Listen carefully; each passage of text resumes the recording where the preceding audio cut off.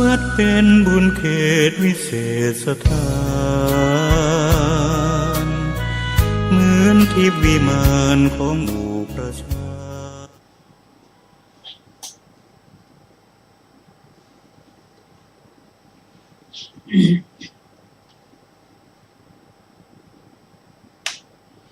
นะโมตัสสะ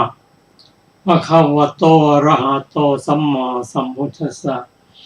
นะโมตัสสะภะคะวะโตอะระหะโตสัมมาสัมพุทธัสสะนะโมตัสสะภะคะวะโตอะระหะโตสัมมาสัมพุทธัสสะขอนอบน้อมแด่พระผู้มีพระภาคเจ้าพระองค์นั้นซึ่งเป็นผู้ไกลจากกิเลสตรัสรู้ชอบได้โดยพระองค์เองสวัสดีครับท่านผู้ฟังที่เคารพครับท่านผู้ฟังกำลังรับฟังรายการ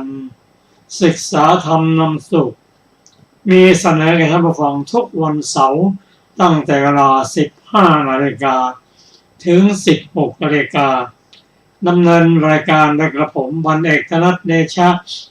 มีอาจารย์ชลภาเดชะเป็นผู้ร่วมรายการวันนี้เราได้นำมัตตปิฎกฉบับอัตถกถาเล่มที่ 36 มาศึกษากันเราจะเริ่มทบทวนพระสูตรที่เราได้ศึกษากันมาโดยเฉพาะฐานสูตร ว่าในการพิจารณาฐานทั้ง5ฐานทั้ง5นั้นที่เราจะพิจารณากันนั้นเป็นการใช้ปัญญาในระดับโลกิยปัญญาวิปัสสนาปัญญา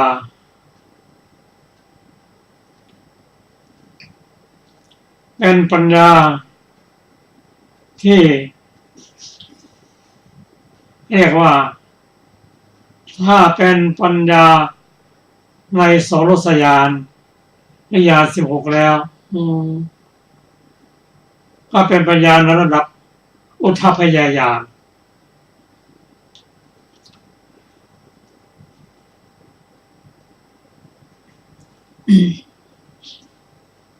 การใช้ปัญญาในระดับ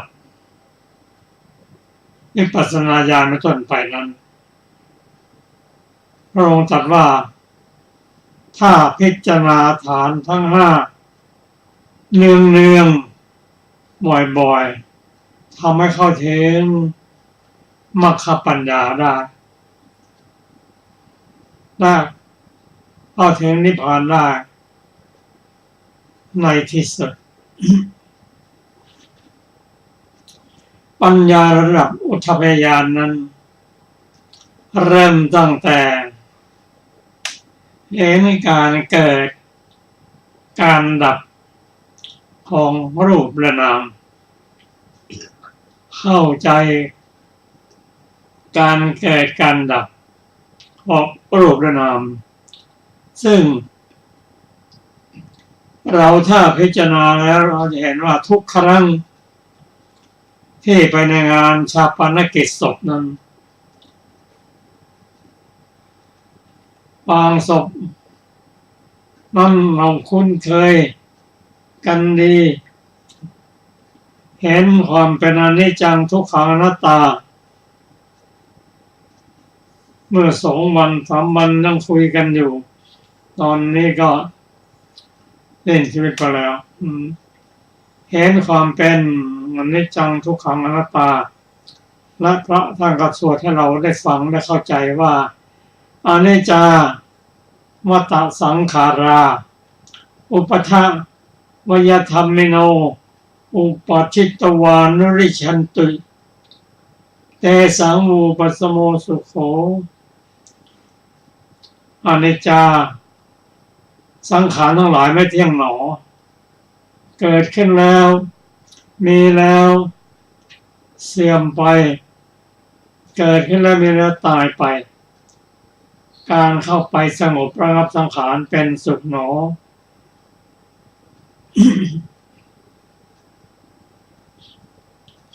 เป็นการพิจารณาในระดับของวิปัสสนา ซึ่งผู้พิจารณาระดับนี้คือผู้ที่ปรารถนาจะพ้นจากทุกข์ เรามาเริ่มต้นที่ว่าฐานะห้าได้แก่การมาได้แก่อะไร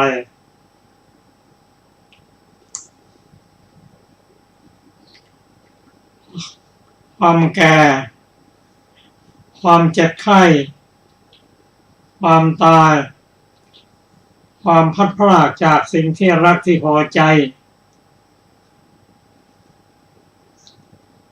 กรรมและความเป็นไปของกรรมและผลของกรรมฐานทั้งห้านี้จึงเป็นฐานที่ชาวพุทธทุกคนได้นำมาพิจารณาในการพิจารณานั้นก็เป็นการใช้ปัญญาในระดับวิปัสสนาปัญญาซึ่งปัญญาของผู้ที่พ้นจากทุกข์นั้นใช้ฝ่ายระดับนั่นระดับโลกิยปัญญาวิปัสสนาปัญญาและโลกุตระปัญญา การพิจารณาฐานทั้งห้านี้เราใช้อารมณ์คือตัวของเรานะพิจารณา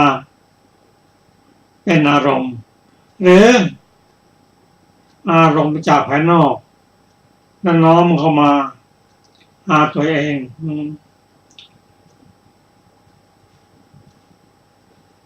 การพิจารณาความแก่นั้นบางครั้งเราก็ไม่สามารถจะพิจารณาได้ยกตัวอย่างเช่นความแก่นั้นพอเกิดวันแรกก็แก่แล้ว2 วันก็แก่แล้วแต่ปัญญาขนาดนั้นเรายังใช้ไม่ได้ต้องใช้เมื่ออายุมากขึ้น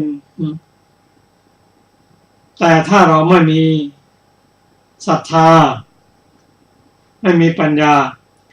แม้อายุจะมากขึ้นนะเอาตัวเองเป็นอารมณ์ก็ยังไม่ทำอีกต้องเป็นผู้ที่พร้อมพิจารณาเอาตัวเองเป็นอารมณ์ยิ่งอายุมากขึ้นอารมณ์ก็ชัดเจนขึ้นอารมณ์ก็ชัดเจนขึ้นเช่นบางคนปีสุดท้ายของเกษียณอายุนั่นนะพอขึ้นกระไดเท่านั้นนะชั้น 2 ชั้น 3ก็เริ่มเหนื่อยแล้วเริ่มเห็นแล้วว่าตัวเองแก่แล้วซึ่งทางราชการก็จัดให้เหมาะสมว่าพอ60ก็ให้พิจารณาตนเองแล้วความแก่นั้นพิจารณาอย่างไรพิจารณาความแก่ของรูปและนามนั่นแหละรูปนั้นก็ใช้หลักที่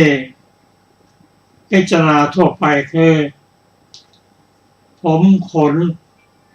เล็บฟันหนังแต่ก่อนนี้ผมเคยดำสนิทตอนนี้เริ่มมีออกเข้ามาเส้น2 เส้นแล้วแต่ผู้มีอายุมากขึ้นผมก็เปลี่ยนสีมากขึ้นตอนแรกก็พอจะถอนออกสักเส้น2 เส้นโอเค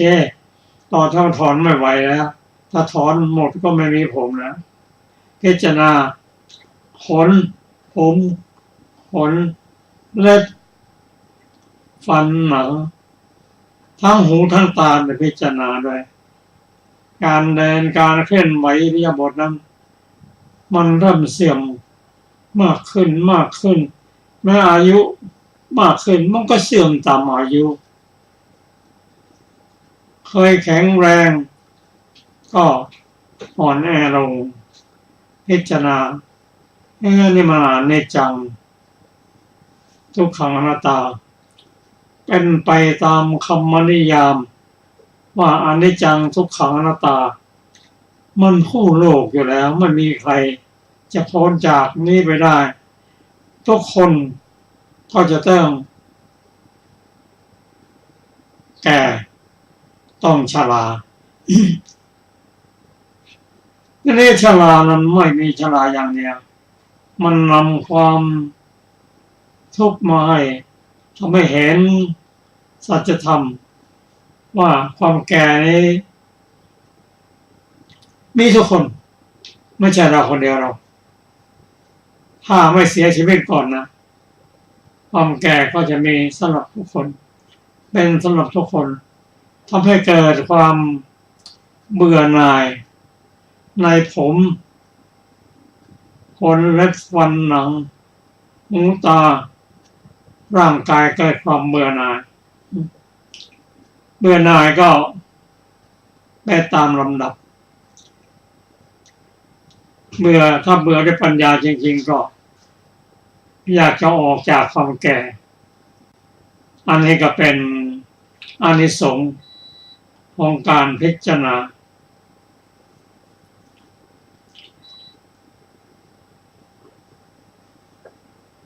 เป็นปัญญาถ้าเกิดความเบื่อหน่ายก็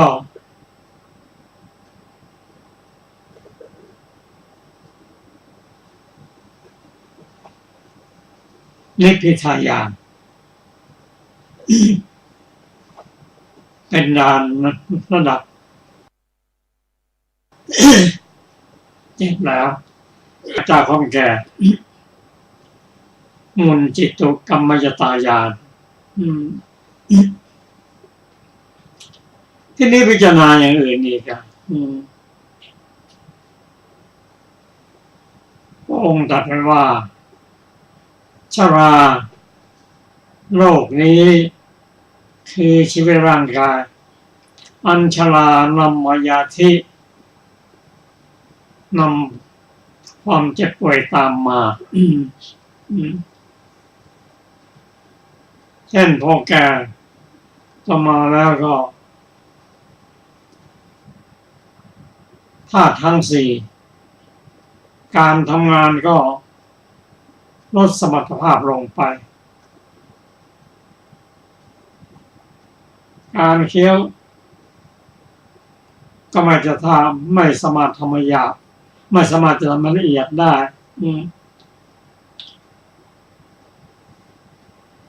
ร่างกายอ่อนแอลงย่อมนำโรคมาสู่น้อยที่สุดโรคหวัดเกิดบ่อยๆโรคหวัดเกิดบ่อยแสดงว่าร่างกายเริ่มอ่อนแอการพิจารณาเห็นความเจ็บไข้ได้ป่วยนั้นเห็นว่านำความทุกข์มาให้และความเจ็บไข้นี้ไม่ได้มีแต่เพียงเราเท่านั้นคนอื่นเมื่อแก่ตัวลงความเจ็บไข้ได้ป่วยก็ตามมาเห็นความอนิจจังทุกขังอนัตตาเกิดความเห็นโทษเห็นภัยเกิดความเบื่อหน่ายอยากจะออกจากความเจ็บไข้ได้ป่วยแต่ทุกคนเกิดมาก็ต้องเจ็บไข้ได้ป่วยทุกคนไม่ใช่เพียงคนเราเพียงแต่เราคนเดียวก็ทำให้เกิดความเห็นทำความเท่าเทียมกัน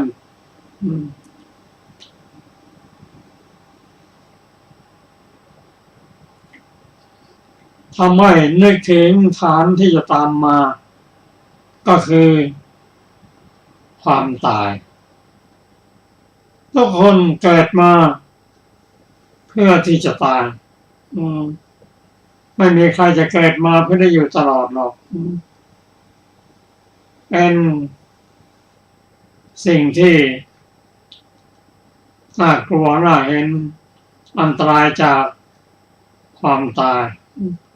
ทุกสิ่งทุกอย่างสรุปลงที่ความตายแค่นั้นหรือ ทำพิจารณาแล้วก็พิจารณาว่าทุกคนจะต้องตายแต่จะตายเมื่อไรเราก็ไม่รู้บางคนก็ลืมพิจารณาความตายเรียนผ่านไปวันผ่านไปแต่เรื่องนี้ในทางพุทธศาสนาโดยเฉพาะพระพุทธเจ้าสอนไว้ว่าให้นึกถึงความตายให้บ่อยๆที่สุดซึ่งท่านพระนนท์ในกราบทูลถามว่าพระพุทธเจ้าข้าพระองค์คิดถึงความตายทุกวันพระองค์ตรัสว่าโน้นจะให้ดีกับทุกลมหายใจเขาออกนั่นนะตายได้ใน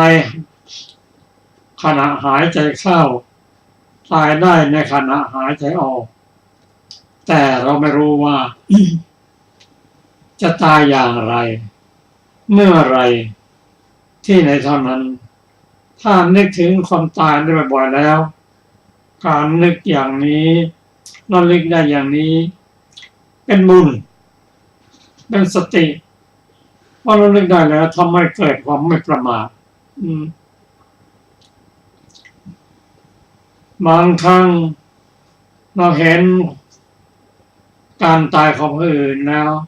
ก็ทำให้เราสังเวชนั่นนำมาพิจารณาที่เราได้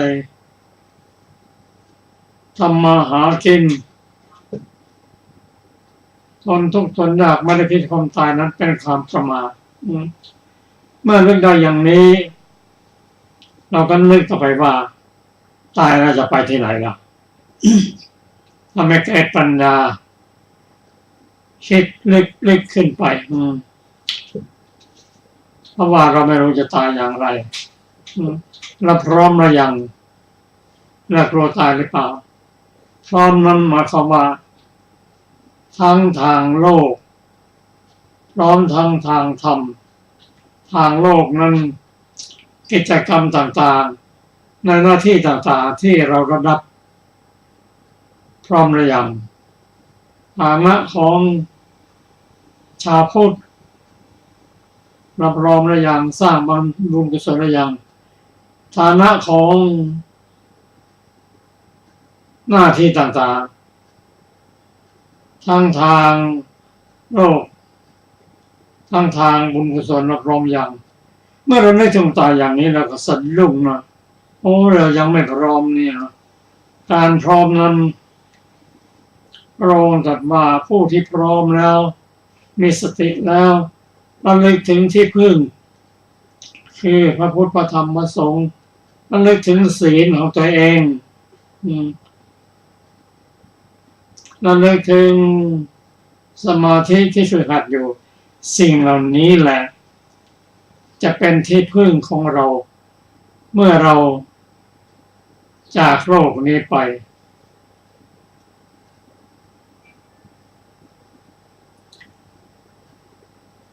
นกุลปิตาปิจบุตรได้กราบทูลพระผู้มีพระเจ้าว่าข้าพระองค์ร่วงการผ่านวัยมาตามลำดับ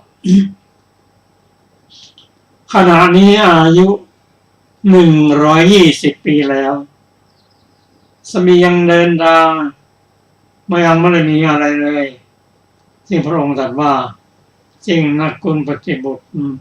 เธอเริ่มสะสมเสบียงได้เริ่มตั้งแต่เป็นผู้มีศรัทธามีศีลเป็นต้นเรื่องนี้เราพร้อมหรือยังทำให้เราสะดุ้งกลัวเริ่มหาที่พึ่งที่เป็นเสบียงเมื่อการคิดถึงความตายนี่แหละทำให้เกิดบุญเป็นกุศลเป็นผู้ไม่ประมาทต่อไปก็นึกถึงสิ่งที่เรารักเราชอบเราหวงแหนก็ต้องจากกันไป เราจากเข้าไปก่อนหรือเขาจากไปทีหลังมันก็ต้องจากกันแน่นอนและการจากนั้นทำให้เกิดความทุกข์ที่ต้องพลัดพรากจากกันเป็นการฝึกให้พรากจากสิ่งที่รักสิ่งที่หวงถ้าทำได้อย่างนี้ความทุกข์ก็ลดไปทำให้เราเห็นความทุกข์ของการจากกันไปเป็นการเข้าหาอริยสัจคือทุกข์แล้วก็สาวไปถึงสมุทัยนิโรธมรรคพิจารณาเนืองบ่อยบางท่านคิดถึงความตายตลอดเวลา3 ปีครบ3 ปีพระองค์ไปโปรดเป็นพระโสดาบันแล้วอันนี้แหละคือการนึกถึงมันนึกถึงพิจารณาแล้วเราเกิดมานี่ก็เพราะสังขารปรุงแต่งเป็นบุญมั่งเป็นบาปมั่งหมุนวนอยู่ในโลกนี้และการกระทำทุกอย่างทางกายก็ดีวาจาก็ดีทางใจก็ดีเรียกว่าการทางกรรมการทำกรรมไม่ว่าจะเป็นอกุศลกรรมหรือกุศลกรรมที่เป็นไปในทางโลกนี้มีผลทั้งนั้นบุคคลมีกรรมเป็นของตนมีกรรมเป็นทายาทของกรรมมีกรรมเป็นกำเนิดมีกรรมเป็นเผ่าพันธุ์มีกรรมเป็นที่พึ่งอาศัยบุคคลทำกรรมอย่างไรก็จะต้องรับผลของกรรมอย่างนั้นแน่นอนและตราบใดที่เรายังไม่เป็นพระอริยบุคคลนั้นการทำกรรมก็จะมีอยู่จะหยุดทำกรรมได้เมื่อไรก็เมื่อเป็นพระอรหันตบุคคลเท่านั้นเรากรรมของเราโดยเฉพาะกุศลกรรมนั้นเราทำได้แค่ไหนทำจะต้องทำอย่างไรบ้างก็มาเตือนสติเอาตัวเองนี่การพิจารณาในฐานทั้ง5ย่อมถ้าทำบ่อยๆเนืองๆย่อมให้เข้าถึงมรรคถึงผลดังที่พระองค์ตรัสไว้ลำดับต่อไปนี้ก็ขอเชิญฟังพระสูตรได้ขอเชิญครับค่ะสวัสดีค่ะท่านผู้ฟังที่เคารพทุกท่าน วันนี้เราจะได้ศึกษาต่อในสูตรที่ชื่อว่ากุมารลิชวีสูตรว่าด้วยธรรมที่ให้ความเจริญอย่างเดียวสมัยหนึ่งพระผู้มีพระภาคเจ้าประทับอยู่ที่กูตาคารศาลาป่ามหาวันใกล้เมืองเวสาลีครั้งนั้นเวลาเช้าพระผู้มีพระภาคเจ้าทรงนุ่งแล้วทรงถือบาตรและจีวรเสด็จเข้าไปสู่เมืองเวสาลีเพื่อบิณฑบาตครั้นเสด็จจากบิณฑบาตแล้วเวลาปัจฉาภัทเสด็จเข้าไปยังป่ามหาวันประทับนั่งพักผ่อนกลางวันที่โคนต้นไม้ต้นหนึ่งก็สมัยนั้นเจ้าลิชวีกุมารหลายคนถือธนูที่ขึ้นซ้ายมีฝูงสุนัขแวดล้อมเดินเที่ยวไปในป่ามหาวันได้เห็นพระผู้มีพระภาคเจ้าประทับนั่งอยู่ที่โคนต้นไม้ต้นหนึ่งแล้วจึงวางธนูที่ขึ้นซ้ายปล่อยฝูงสุนัขไปณที่ควรส่วนข้างหนึ่งแล้วจึงเข้าไปเฝ้าพระผู้มีพระภาคเจ้าถึงที่ประทับถวายบังคมแล้วต่างนั่งนิ่งประนมอัญชลีอยู่ใกล้พระผู้มีพระภาคเจ้าก็สมัยนั้นเจ้าลิชวีนามว่ามหานามะเดินพักผ่อนอยู่ในป่ามหาวัน ได้เห็นเจ้าฤชวีกุมารเหล่านั้นผู้ต่างนั่งนิ่งประนมอัญชลีอยู่ใกล้พระผู้มีพระภาคเจ้าแล้วจึงเข้าไปเฝ้าพระผู้มีพระภาคเจ้าถึงที่ประทับถวายบังคมแล้วนั่งณที่ควรส่วนข้างหนึ่งครั้นแล้วได้เปล่งอุทานว่าเจ้าวัชชีจักเจริญเจ้าวัชชีจักเจริญพระผู้มีพระภาคเจ้าตรัสถามว่าดูก่อนมหานามะก็เพราะเหตุไรท่านจึงกล่าวอย่างนี้ว่าเจ้าวัชชีจักเจริญเจ้าวัชชีจักเจริญพระเจ้ามหานามะก็ตอบว่าข้าแต่พระองค์ผู้เจริญเจ้าฤชวีกุมารเหล่านี้เป็นผู้ดุร้ายหยาบคายกระด้างของขวัญต่างๆที่ส่งไปในตระกูลทั้งหลายคืออ้อยพุทราขนมต้มหรือขนมแดกงาเจ้าฤชวีกุมารเหล่านี้ย่อมแย่งชิงกินย่อมเตะหลังหญิงแห่งตระกูลบ้างเตะหลังกุมารีแห่งตระกูลบ้างแต่บัดนี้เจ้าฤชวีกุมารเหล่านี้ต่างนั่งนิ่งประนมอัญชลีอยู่ใกล้พระผู้มีพระภาคเจ้าพระผู้มีพระภาคเจ้าตรัสว่าดูก่อนมหานามะธรรม5ประการมีอยู่แก่กุลบุตรคนใดคนหนึ่ง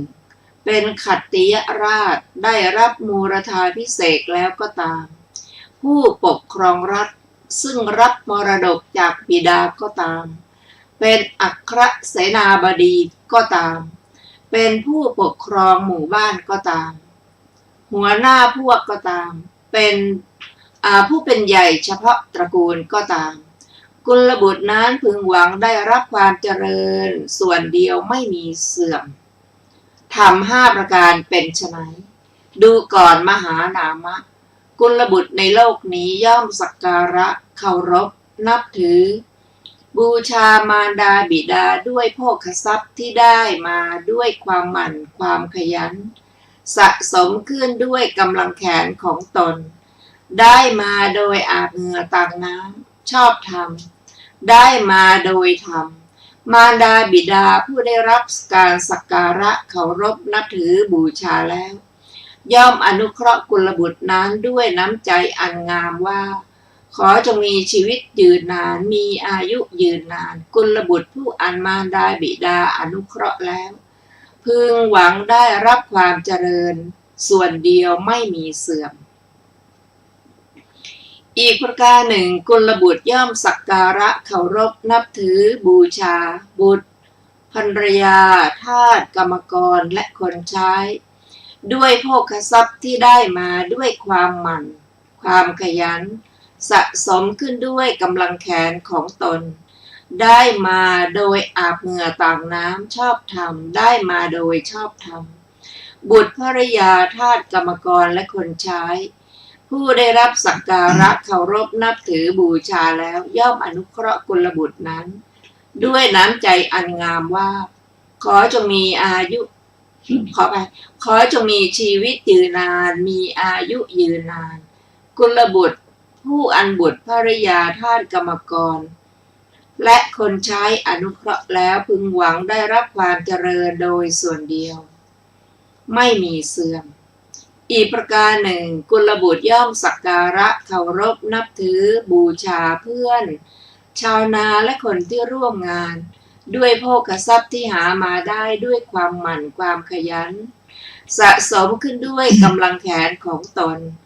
ได้มาโดยอาบเหงื่อต่างน้ำชอบธรรมได้มาโดยธรรมเพื่อนชาวนาและคนที่ร่วมงานผู้ได้รับสักการะเคารพนับถือบูชาแล้วย่อมอนุเคราะห์กุลบุตรนั้นด้วยน้ำใจอันงามว่าขอจงมีชีวิตยืนนานมีอายุยืนนานกุลบุตรผู้อ่านเพื่อนชาวนาและคนที่ร่วมงานอนุเคราะห์แล้วพึงหวังได้รับความเจริญส่วนเดียวไม่มีเสื่อมอีกประการหนึ่งกุลบุตรย่อมสักการะเคารพนับถือบูชาเทวดาผู้รับผลีกรรมด้วยโภคทรัพย์ที่หามาได้ด้วยความหมั่นความขยันสะสมขึ้นด้วยกำลังแขนของตน ได้มาโดยอาบเหงื่อต่างน้ำชอบธรรมได้มาโดยธรรมเทวดาผู้รับผลิกรรมได้รับสักการะเคารพนับถือบูชาแล้วย่อมอนุเคราะห์กุลบุตรนั้นด้วยน้ำใจอันงามว่าขอจงมีชีวิตยืนยาวมีอายุยืนนานกุลบุตรผู้อันเทวดาอนุเคราะห์แล้วพึงหวังได้รับความเจริญส่วนเดียวไม่มีเสื่อมอีกประการหนึ่งกุลบุตรย่อมสักการะเคารพนับถือบูชาสมณพราหมณ์ด้วยโภคทรัพย์ที่หามาได้ด้วยความหมั่นความขยันสะสมขึ้นด้วยกำลังแขนของตนได้มาโดยอาบเหงื่อต่างน้ำ ชอบธรรมได้มาโดยธรรมสมณพราหมณ์ผู้ได้รับสักการะเคารพนับถือบูชาแล้วย่อมอนุเคราะห์กุลบุตรนั้นด้วยน้ำใจอันงามว่าขอจงมีชีวิตยืนนานมีอายุยืนนานกุลบุตรอันสมณพราหมณ์อนุเคราะห์แล้วพึงหวังได้รับความเจริญส่วนเดียวไม่มีเสื่อมดูก่อนมหานามะธรรม5ประการนี้แลย่อมมีอยู่แก่กุลบุตรคนใดคนหนึ่งเป็นขัตติยราชผู้ได้รับมูรธาพิเศษก็ตามผู้ปกครองรัฐซึ่งได้รับมรดกจากบิดาก็ตามเป็นอัครเสนาบดีก็ตามผู้ปกครองหมู่บ้านก็ตามหัวหน้าพวกก็ตามผู้เป็นใหญ่เฉพาะตระกูลก็ตามพึงหวังได้รับความเจริญส่วนเดียวไม่มีเสื่อมพระคาถากุลบุตรผู้อบอ้อมอารีมีศีลย่อมทำการงานแทนมารดาบิดาบำเพ็ญประโยชน์แก่บุตรภริยาแก่ชนภายในครอบครัวแก่ผู้อาศัยเลี้ยงชีพแก่ชนทั้งสองประเภทกุลบุตรผู้เป็นบัณฑิตเมื่ออยู่ครองเรือนโดยธรรมย่อมยังความยินดีให้เกิดขึ้นแก่ญาติทั้งที่ล่วงลับไปทั้งที่มีชีวิตอยู่ในปัจจุบันแก่สมณพราหมณ์เทวดากุลบุตรนั้นครั้นบำเพ็ญกัลยาณธรรมแล้วเป็นผู้ควรบูชาควรสรรเสริญบัณฑิตทั้งหลายย่อมสรรเสริญเขาในโลกนี้เขาละโลกนี้ไปแล้วย่อมบันเทิงใจในสวรรค์จบกุมาลิชวีสูตรที่8ซึ่งมีอรรถกถาวินิจฉัยดังต่อไปนี้บทว่าสัจชานิธนูนิความว่าถือเอาธนูที่ขึ้นสายแล้วบทว่าพระวิสันติวัชชีได้แก่เจ้าวัชชีจักเจริญบทว่าอปาตภาความว่าอาศัยความไม่เจริญเป็นผู้กระด้างเพราะมานะบทว่าปัจฉาลิยายลิยังเขาขีปันติความว่าเดินไปข้างหลังแล้วเตะหลังในบททั้งหลายมีบทว่ารัตถิกัสสะเป็นต้นผู้ชื่อว่ารัตถิกะเพราะกินหรือปกครองแว่นแคว้นผู้ชื่อว่าเปตนิกะเพราะกินปกครองทรัพย์มรดกที่บิดาให้ไว้ผู้ชื่อว่าเสนาบดีเพราะเป็นเจ้าเป็นใหญ่แห่งกองทัพหรือนายพลบทว่าคามคามิกัสสะคือผู้เป็นหัวหน้าหมู่บ้านของชาวบ้านทั้งหลายอธิบายว่าผู้ปกครองหมู่บ้านบทว่าปูคาคามนิกัสสะคือหัวหน้าหมู่บทว่ากุเลสุคือในตระกูลนั้นๆบทว่าปัจเจกาชิปัจจังการเรนติคือครอบครองอธิปัตย์ความเป็นใหญ่แต่ผู้เดียวบทว่าการละยาเนนะมณสาอนุกรรมปันติคืออนุเคราะห์ด้วยจิตอันดีงามบทว่าเคตกรรมมันตะสามันตะสะโหยทหาเรได้แก่ชนผู้เป็นเจ้าของที่ดินติดกับของตนโดยรอบของชาวนาและพนักงานรังวัดที่ถือเชือกและไม้วัดพื้นที่บทว่าพระลิปติคาธิกาเทวตาได้แก่ อารักขเทวดาที่เชื่อถือกันมาตามประเพณีของตระกูลบทว่าสักการโรติได้แก่ กระทำสักการะเทวดาเหล่านั้นด้วยข้าวต้มและข้าวสวยอย่างดีบทว่ากิจกะโรคือเป็นผู้ช่วยกระทำกิจที่เกิดขึ้นบทว่าเยจัสสะอุปชีวิโนได้แก่ชนผู้เข้าไปอาศัยกิจนั้นเลี้ยงชีพบทว่าอุพินางเยวะอัฏฐายะความว่าเป็นผู้ประพฤติเพื่อประโยชน์เกื้อกูลแก่ชนแม้ทั้งสองบทว่าปุพพเปตานางคือผู้ไปสู่ปรโลกแล้วบทว่าทิฏฐธรรมเมจะชีวตังคือญาติผู้มีชีวิตอยู่ในปัจจุบันพระผู้มีพระภาคเจ้าทรงแสดงญาติทั้งหลายในอดีตและปัจจุบันแม้ด้วยบททั้งสองนี้ด้วยประการฉะนี้บทว่าปีติสันชนะโนคือให้เกิดความยินดีบทว่าครามาวสังแปลว่าผู้ครองเรือนบทว่าปุจโชโหติปสังสิโยความว่าย่อมเป็นผู้อันเขาพึงบูชาและพึงสรรเสริญจบอรรถกถากุมารลิชวีสูตรที่8สูตรที่9ชื่อว่าปฐมทุลภสูตรว่าด้วยธรรมที่หาได้ยากสำหรับผู้บวชเมื่อแก่ดูก่อนภิกษุทั้งหลายภิกษุบวชเมื่อแก่ผู้ประกอบด้วยธรรม5ประการหาได้ยากธรรม5ประการเป็นไฉนดูก่อนภิกษุทั้งหลายภิกษุบวชเมื่อแก่เป็นคนละเอียดหาได้ยากเป็นผู้มีมารยาทสมบูรณ์หาได้ยากเป็นพหูสูตรหาได้ยากเป็นธรรมกถึกหาได้ยากเป็นวินัยทรหาได้ยากดูก่อนภิกษุทั้งหลายภิกษุบวชเมื่อแก่ผู้ประกอบด้วยธรรม5ประการนี้แลหาได้ยากจบปฐมทุลภสูตรที่9ซึ่งมีอรรถกถาวินิจฉัยดังต่อไปนี้บทว่านิปุโนคือเป็นผู้ละเอียดรู้เหตุการณ์อันสุขุมบทว่าอากัปปะสัมปันโนคือเป็นผู้ถึงพร้อมด้วยมารยาทของสมณะก็จบอรรถกถาของปฐมทุลภสูตรที่9ต่อไปเป็นสูตรที่10ทุติยทุลภสูตรว่าด้วยธรรมที่หาได้ยากสำหรับผู้บวชเมื่อแก่ดูก่อนภิกษุทั้งหลายภิกษุบวชเมื่อแก่ผู้ประกอบด้วยธรรม5ประการหาได้ยากธรรม5ประการเป็นไฉนดูก่อนภิกษุทั้งหลายภิกษุบวชเมื่อแก่เป็นผู้ว่าง่ายหาได้ยากเป็นผู้คงแก่เรียนหาได้ยาก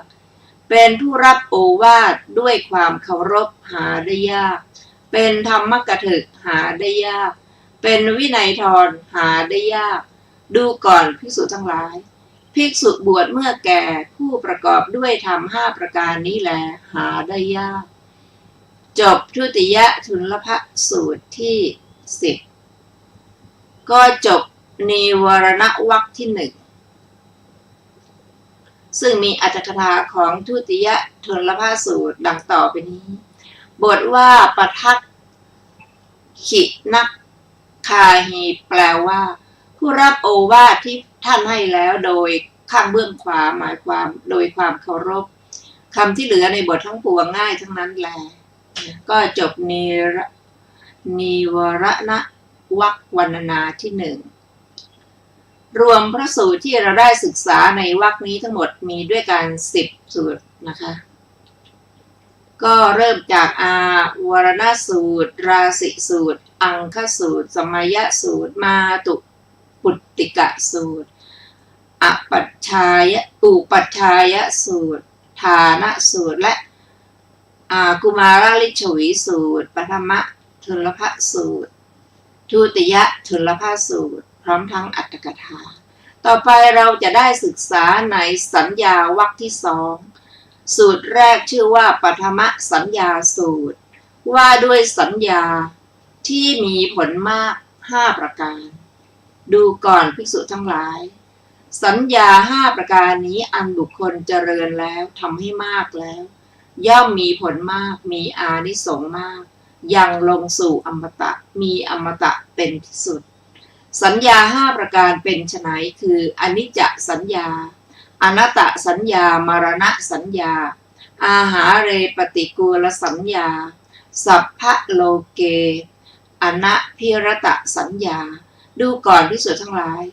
สัญญา5ประการนี้แลอันบุคคลเจริญแล้วทำให้มากแล้วย่อมมีผลมากมีอานิสงส์มากยังลงสู่อมตะมีอมตะเป็นที่สุดจบปฐมสัญญาสูตรที่1สัญญาวรรควรรณนาที่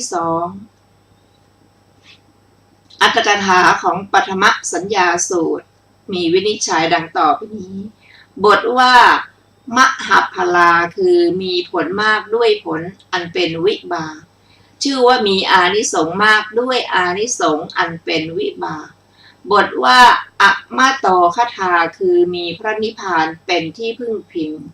บทว่าสัพพะโลเกอนะพิรตสัญญาได้แก่สัญญาที่เกิดขึ้นแก่บุคคลผู้เบื่อระอาในโลกอันเป็นที่อาศัยอยู่แห่งธาตุ3ทั้งหมดจบอัตถกถาปฐมสัญญาสูตรที่1ต่อไปเป็นทุติยสัญญาสูตรว่าด้วยสัญญาที่มีผลมาก5ประการดูก่อนภิกษุทั้งหลายสัญญา5ประการอันบุคคลเจริญแล้วทำให้มากแล้วย่อมมีผลมากมีอานิสงส์มากอย่างลงสู่อมตะมีอมตะเป็นที่สุดสัญญา5ประการเป็นไฉนคืออนิจจสัญญาอนัตตสัญญามรณะสัญญาอาหาเรปฏิกูลสัญญาสัพพะโลเกอนะพิรตสัญญาดูก่อนภิกษุทั้งหลายสัญญา5ประการนี้แลอันบุคคลเจริญแล้วทำให้มากแล้วย่อมมีผลมากมีอานิสงส์มากอย่างลงสู่อมตะมีอมตะเป็นที่สุด จบทุติยสัญญาสูตรที่2ต่อไปเป็นสูตรที่3ปฐมวัตถิสูตรว่าด้วยธรรมเป็นเหตุเจริญ5ประการดูก่อนภิกษุทั้งหลายอริยสาวกผู้เจริญด้วยธรรมเป็นเหตุเจริญ5ประการชื่อว่าย่อมเจริญด้วยธรรมเป็นเหตุเจริญอย่างประเสริฐชื่อว่าเป็นผู้ยึดถือสาระและยึดถือสิ่งประเสริฐแห่งกายธรรมเป็นเหตุ เจริญ5ประการเป็นไฉนคือย่อมเจริญด้วยศรัทธาย่อมเจริญด้วยศีลย่อมเจริญด้วยสุตตะย่อมเจริญด้วยจาคะย่อมเจริญด้วยปัญญาดูก่อนภิกษุทั้งหลายอริยสาวกผู้เจริญด้วยธรรมเป็นเหตุเจริญ5ประการนี้แลชื่อว่าย่อมเจริญด้วยธรรมเป็นเหตุเจริญอย่างประเสริฐชื่อว่าเป็นผู้ยึดถือสาระและยึดถือสิ่งประเสริฐแห่งกายมีพระคาถาประพันธ์ว่าอริยสาวกผู้ใดย่อมเจริญด้วยศรัทธาศีลสุตะจาคะและปัญญาทั้ง2ฝ่ายอริยสาวกผู้เช่นนั้นเป็นสัพปรุษมีปรีชาเห็นประจักษ์ชื่อว่าย่อมยึดถือสาระแห่งตนในโลกนี้ไว้ได้ทีเดียวจบปฐมวัตถิสูตรที่3ซึ่งมีอรรถกถาดังต่อไปนี้บทว่าวราทายีคือเป็นผู้ยึดเอาไว้ได้ซึ่งสาระอันสูงสุดคำที่เหลือในสูตรนี้และสูตรที่4ง่ายทั้งนั้นแลก็จบอรรถกถาปฐมวัตถิสูตรที่3ต่อไปเป็นทุติยวัตถิสูตรว่าด้วยธรรมเป็นเหตุเจริญ5ประการดูก่อนภิกษุทั้งหลายอริยสาวิกาผู้เจริญด้วยธรรมเป็นเหตุเจริญ5ประการชื่อว่าย่อมเจริญด้วยธรรมเป็นเหตุเจริญอย่างประเสริฐชื่อว่าเป็นผู้ยึดถือสาระและยึดถือสิ่งประเสริฐแห่งกายธรรมเป็นเหตุเจริญ5ประการเป็นไฉนย่อมย่อมเจริญด้วยศรัทธาย่อมเจริญด้วยศีลย่อมเจริญด้วยสุตตะย่อมเจริญด้วยจาคะย่อมเจริญด้วยปัญญาดูก่อนภิกษุทั้งหลายอริยสาวิกาผู้เจริญด้วยธรรมเป็นเหตุเจริญ5ประการนี้แลชื่อว่าย่อมเจริญด้วยธรรมเป็นเหตุเจริญอย่างประเสริฐ ชื่อว่าเป็นผู้ยึดถือสาระและยึดถือสิ่งประเสริฐแห่งกายมีคาถาประพันธ์ว่าอริยสาวิกาผู้ใดย่อมเจริญด้วยศรัทธาศีลสุตะจาคะและปัญญาทั้งสองฝ่ายอริยสาวิกาผู้เช่นนั้นเป็นผู้มีศีลเป็นอุบาสิกาชื่อว่าย่อมยึดถือสาระแห่งตนในโลกนี้ไว้ได้ทีเดียวจบทุติยวัตถิสูตรที่ 4ต่อไปเป็นสากัจฉสูตรว่าด้วยคุณสมบัติของผู้ควรสนทนา5ประการ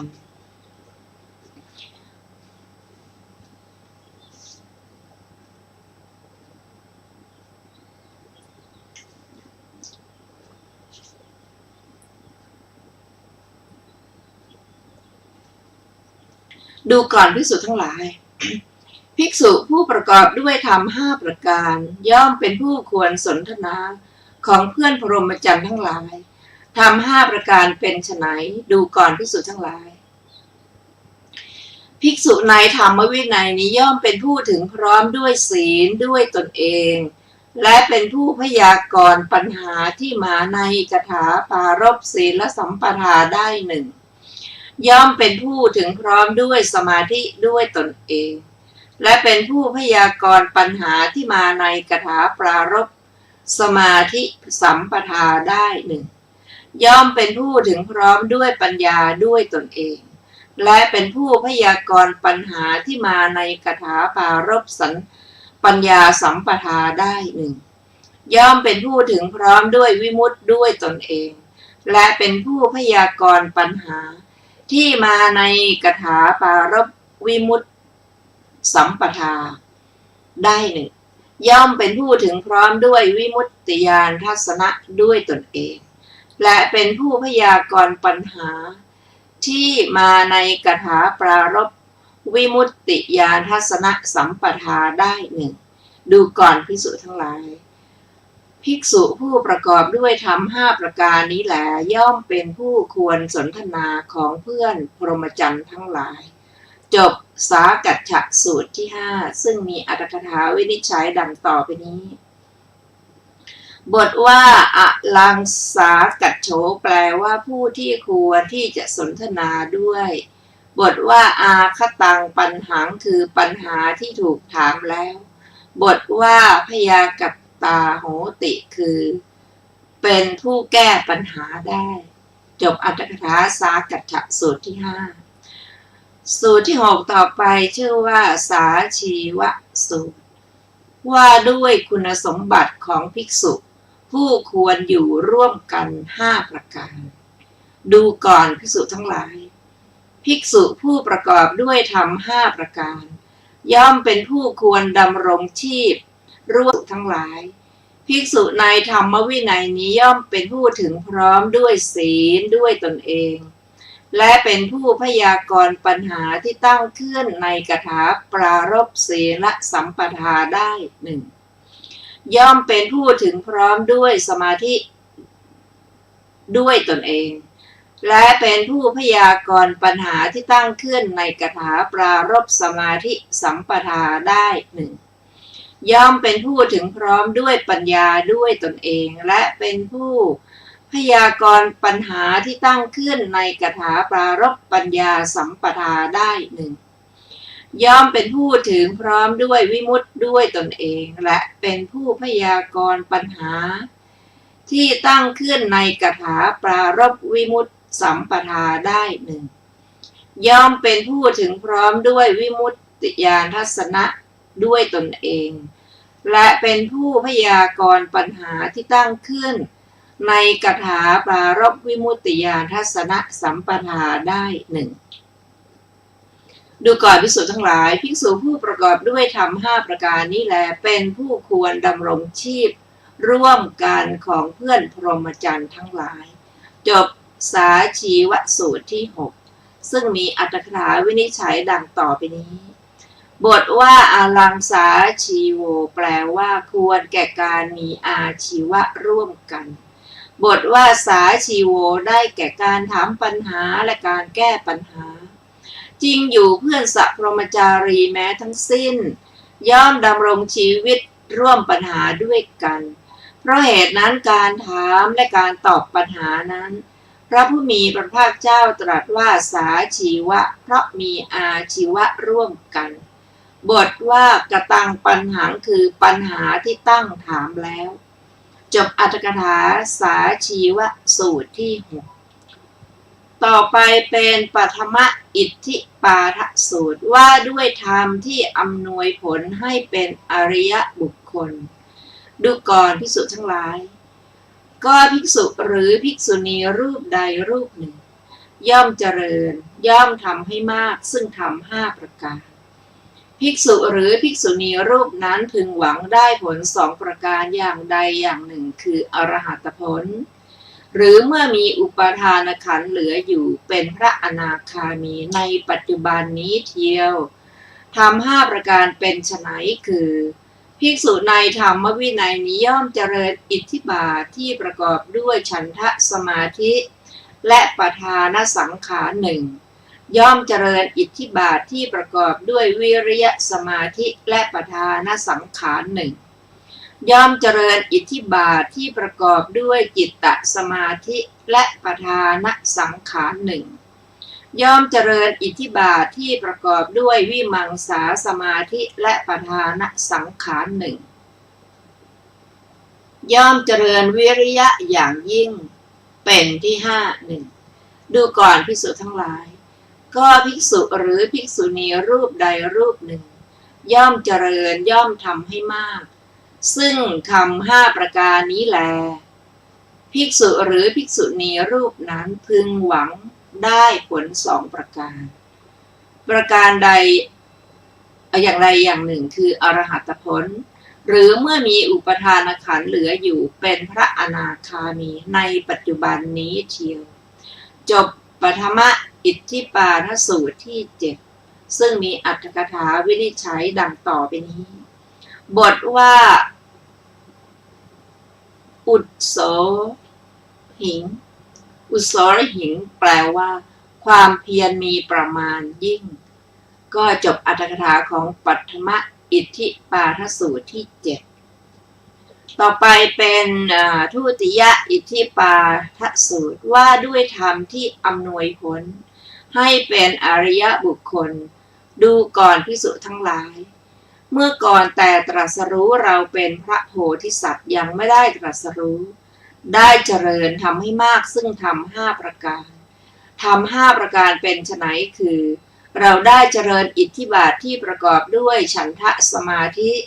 และปทานสังขารหนึ่ง